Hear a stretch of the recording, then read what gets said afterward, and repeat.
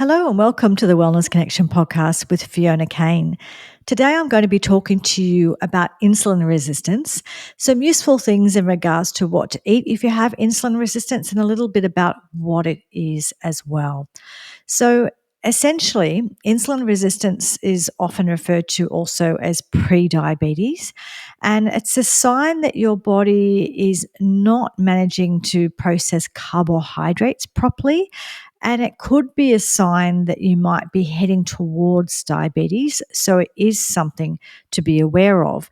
Now, with insulin resistance, one of the ways that they test for it is they test things like in your blood tests, they test for things like glucose and insulin to see what is going on with your body's ability to process carbohydrates.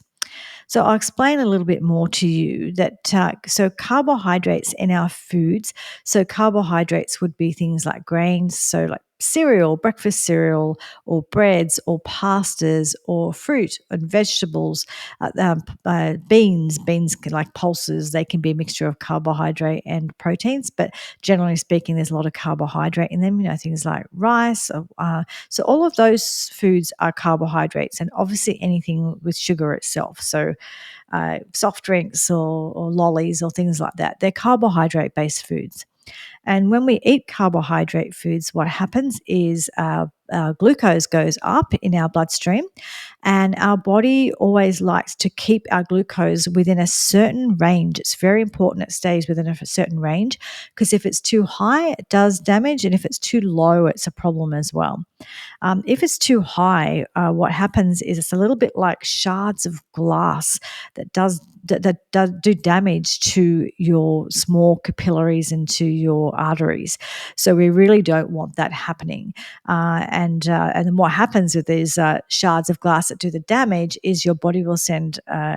It'll send cholesterol to try and heal it and fix it. But if it happens over and over and over and over again, you keep sending more and more cholesterol. And then there ends up being a blockage, and the cholesterol is blamed, but the cholesterol is kind of the band-aid, but because the underlying issue didn't get addressed, that's why there ended up being a problem. But anyway, I've got a whole other episode on cholesterol, so go to that one.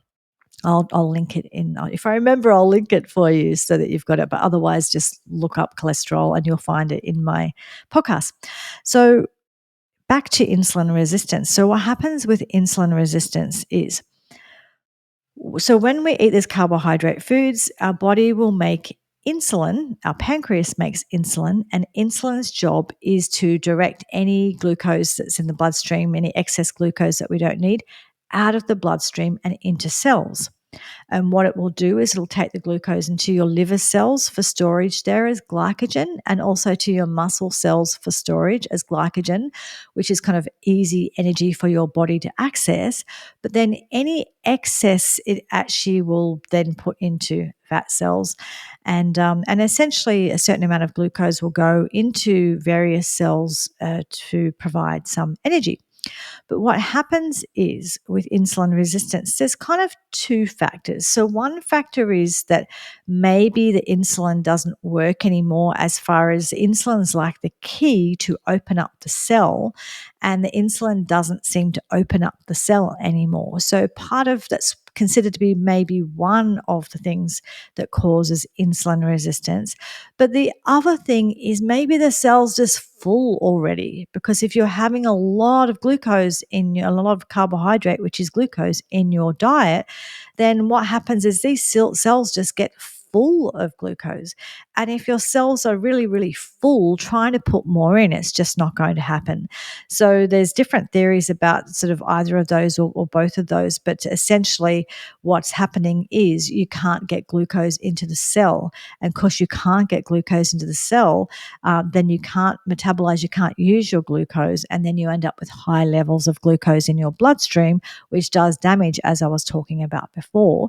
And when I was talking about damaging the vessels and things, it damages the small vessels first, which is why it damages the renal arteries that go to your kidneys, but it also damages, like if you think of the areas that are affected when people have uncontrolled diabetes, is that it affects their feet, it affects their eyes, also affects all extremities. So it also will affect your sexual function, sexual organs, and because these are all small vessels that go to those places, and also to your kidneys. So all of these places are often where you'll see signs and symptoms that something is wrong, because if someone starts having issues with their eyesight, or they start having some, like they can't feel their feet, or they're hurting their feet and it's not healing, or if you start having something like erectile dysfunction, all of these different things could be signs that you've got really high glucose in your system that's causing a lot of damage. Also, high cholesterol could be a sign as well, because the reason you've got high cholesterol is because of the damage happening. Your body's pumping out more cholesterol to heal this damage, but it's not fixing the initial problem. So it's more and more damage is happening, as I was explaining before. So these could all be signs that you have high levels of glucose in your system. And if you have insulin resistance, it will also show that you have high levels of insulin, because what happens is your body makes insulin to deal with the glucose. And then if the glucose isn't going into the cell, your body's constantly checking. Your body checks again and says, okay, the glucose is high. I'm going to make more insulin. And then however many minutes later, it checks again. It says the glucose is high. I'm going to make more insulin. And it just keeps doing it over and over and over again. And of course, if it's not getting the glucose into the cell, it just keeps making it. So high levels of insulin, having high levels of insulin in your system all the time, it is also quite inflammatory. So it's sort of a lot of inflammatory processes happen in regards to having high insulin. And then also what happens is you will probably gain weight. In most cases, people in this situation will gain weight, and often it's around the tummy. So it's that kind of waist weight, which is why that's considered to be the dangerous kind of weight, because this is metabolic syndrome I'm talking about. And sometimes it can affect things like your blood pressure. It can affect other things and start to drive things like heart disease. And eventually what can happen is your pancreas can be so worn out by trying to make so much insulin all of the time that it actually might slow down how much insulin it makes. And someone might need to start taking insulin to the point where it might stop making insulin altogether, or just not make enough.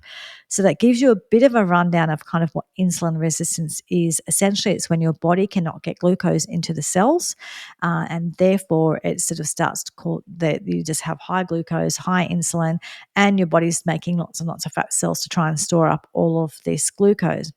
So in regards to how to eat to manage insulin resistance, well, you have to consider that because this is a problem of metabolizing glucose, which is in carbohydrate foods, one of the best things to do is reduce your carbohydrates in your food. Because if you're not eating a lot of carbohydrates, you don't need to make a lot of insulin. So generally speaking, what I recommend with my clients is you base your diet around protein. So you have protein with every meal. And so that would be something like meat or eggs.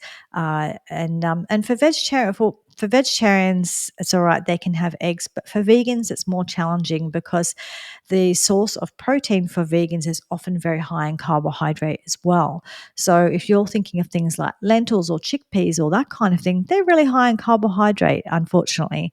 So there's often more carbohydrate in them, or just as much carbohydrate as there is protein. And that can be okay to a point, but there's a challenge if you're trying to reduce your carbs and you're a vegan, then that can be quite challenging. But some proteins that are lower carb for vegans would be, say, something like tofu.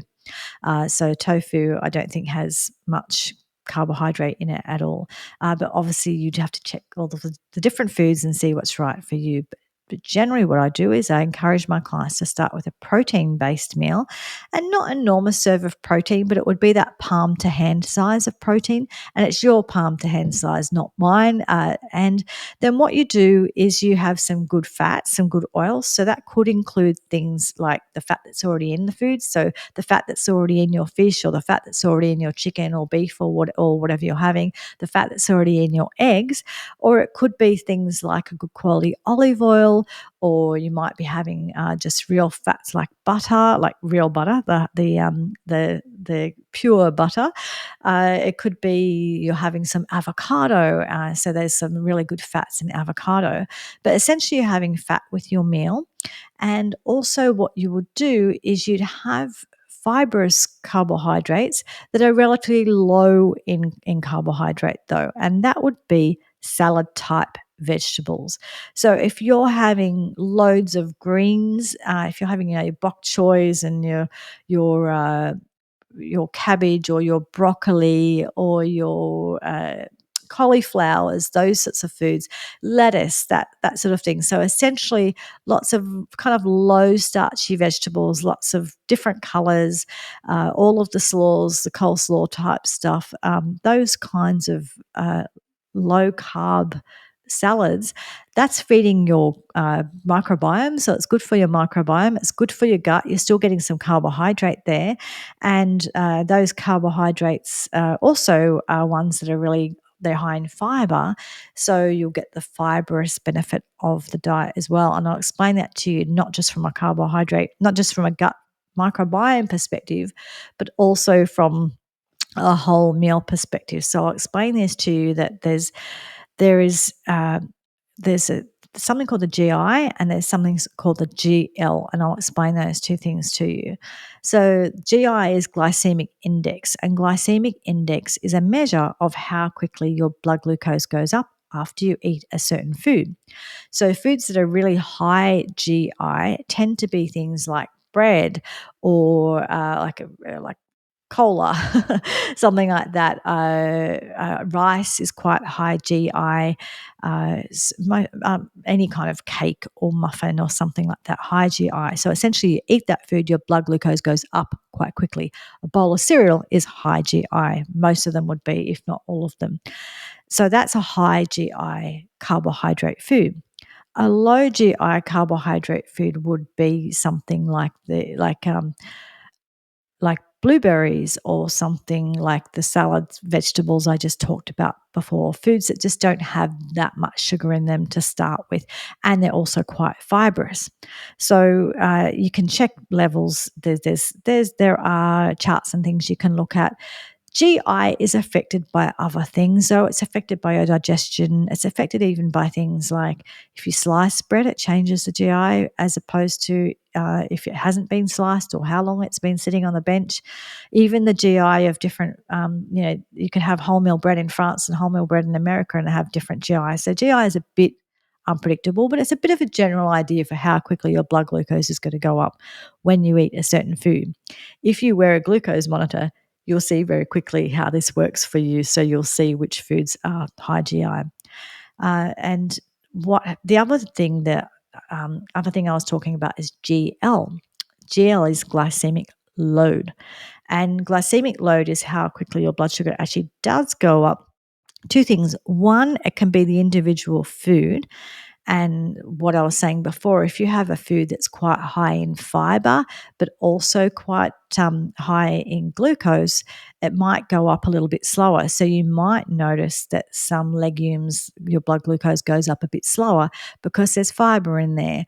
You might notice the same thing for, say, like cabbage or something like that. It's a fibrous food. Broccoli, your blood glucose goes up a bit. There's some glucose in there, but there's also a lot of fiber. So that will slow down how quickly your blood glucose goes up. But then it's like glycemic load is also looking at the whole meal. So, for example, if there is fiber in your meal, whether it's fiber in that carbohydrate, which is where it normally would be, but the fiber would also be in, say, something like avocado. So if there's fiber in your meal, that does slow down the gastric emptying, which is your stomach emptying, which is essentially the amount of time that food spends in your stomach. If you slow down the amount of time the food spends in your stomach, you slow down how quickly the glucose spills into your bloodstream and how quickly your glucose goes up. So when you add fiber to a meal and there's fiber in there, it slows it down, which is a good thing. The same thing will happen when you add protein. Protein also slows it down, and so do fats. So that is why the recommendation is you have this lovely balanced meal where you start with a protein, you make sure there's some good fats in there somewhere, you have lots of low starch fibrous vegetables, and then if you do have something that's a bit higher in carbohydrate, that's a bit of a higher GI food, if you have that with that meal, it shouldn't go. Your blood sugar probably won't go up quite as quickly, and you'll be able to tolerate it more than maybe you would have having it on its own. So if you have that piece of bread on its own, it might push your blood glucose up really, really quickly. Potentially, if you have it with some avocado on it and some salmon on it or some egg, that might slow things down. But it's always good to test and measure for yourself, and a glucose monitor is a great way to do that. And if you have insulin resistance, that's actually a really good idea to start wearing a glucose monitor so that you can start to see how different foods affect you. So rather than just making assumptions, why don't you just see what actually happens when you eat different foods?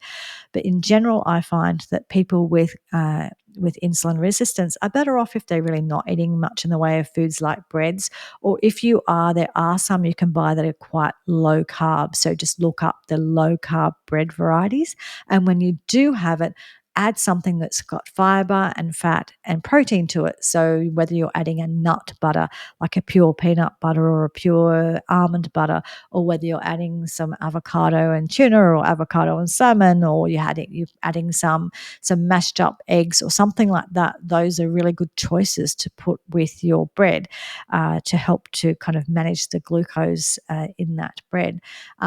Or otherwise, like I said, have your salads without having the bread, and you might add some high glucose but good quality foods full of fiber that are full of nutrition for you would be things like the starchy vegetables. So it might be things like sweet potato or beetroot or carrots or pumpkin, and you don't have huge amounts of them, but you have some of that starchy. So you might have, say, like a fistful of your starchy carbohydrate with your meal, but you have a half a plate full of all of the slaws, the low starch carbohydrates. You're having that palm to hand size of protein in there, whether it be tuna or egg or whatever it is, or steak, and then you're having some good fats in there that might already be in the protein, like I said, the fish in the oils and fish, or it might be something that you're adding in, like your olive oil, your avocado oil, your avocado.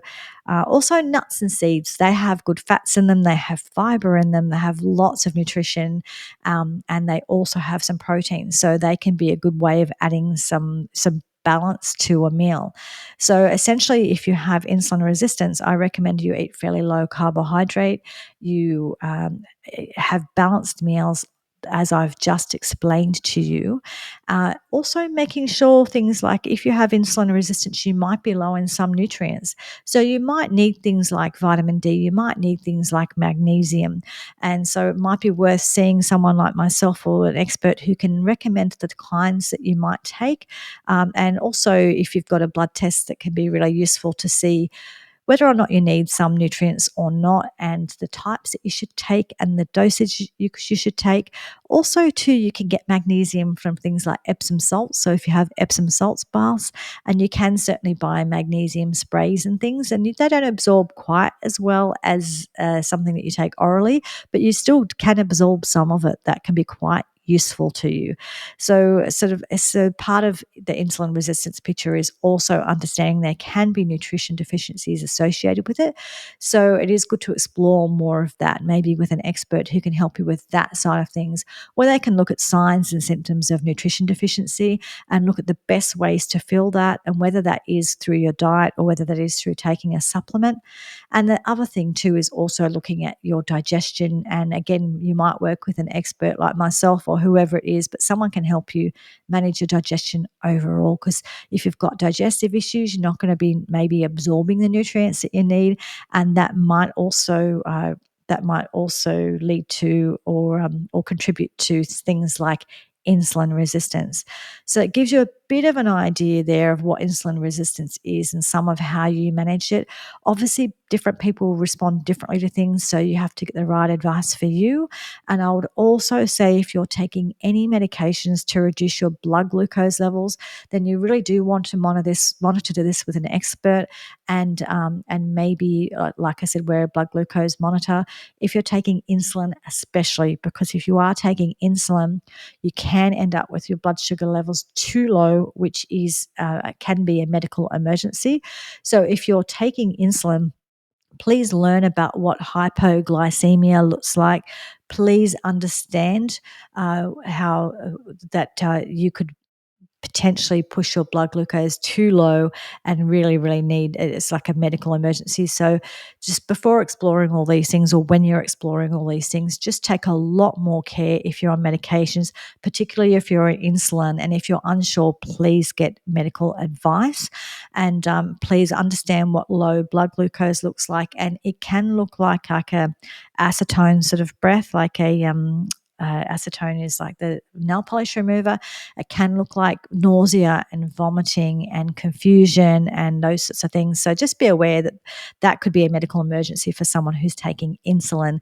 So please just be really, really sure that when you're playing around with your diet with these things, that do it safely, and get medical assistance if you feel that you're not feeling safe to explore this on your own, because sometimes we can get ourselves into a bit of trouble exploring and changing things around if we're not really sure what we're doing, or if we need to be monitored a bit more because we're on a medication. So anyway, I hope that was useful for you to learn a little bit more about insulin resistance, what it is, and the best way to eat to manage it.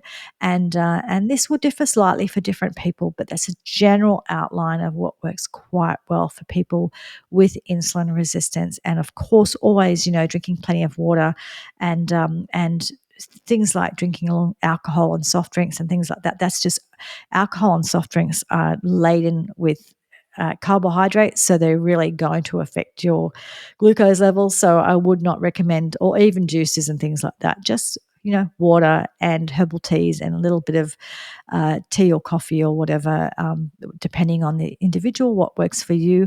But just be aware that your drinks actually can have a bigger effect, especially actually some people they're having kind of like the coffees that have the caramel flavors and different things like this. So not only that, but even if you're not getting the flavoring, if you have a cappuccino, there could be 20 grams of carb in that drink. Whereas if you have a black coffee, there's no carb in there unless you put sugar in there. So just have an awareness of just how much carbohydrate is in your drinks, and you may not be realizing how much you might be having. Some people, I've measured it before, they're having over 100 grams of carbohydrate a day in drinks, which is an awful lot. So just be aware. I didn't really talk about drinks, so just have a real awareness of whether or not you're getting your carbohydrates from your fluids. And I don't care if it's a homegrown organic juice. If that is full of fruit juice, then there is a problem. That is just pure sugar. So just be aware of that. There might be lots of nutrients in there, but sugar is sugar is sugar. And for someone with insulin resistance, that can be a real problem. So do consider your drinks as well. Okay, I will leave it there, but please remember to like, subscribe, share, and rate and review my podcast. It really helps me, other people, to hear about and find out about my podcast. I really appreciate your support and any feedback as well. And make sure that you are subscribing. I looked at my stats, and it looks like 80% of people who watch and listen to my podcast are not subscribers. So it makes a difference to the platforms. They will show and promote your podcast more if you have more subscribers. So please make a point of subscribing as well. I hope you have a great week, and I'll talk to you again next week. Thank you. Bye.